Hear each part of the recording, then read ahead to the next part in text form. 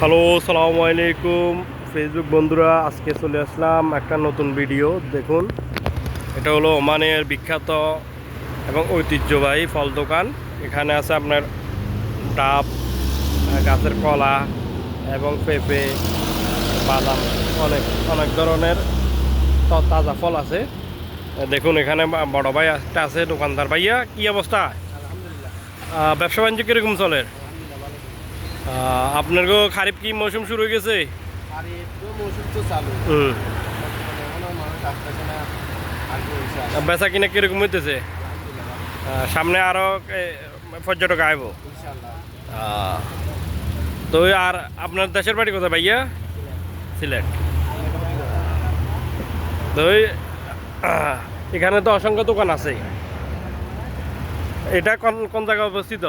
Salalah আলকুম। Salalah আলকুম অবস্থিত।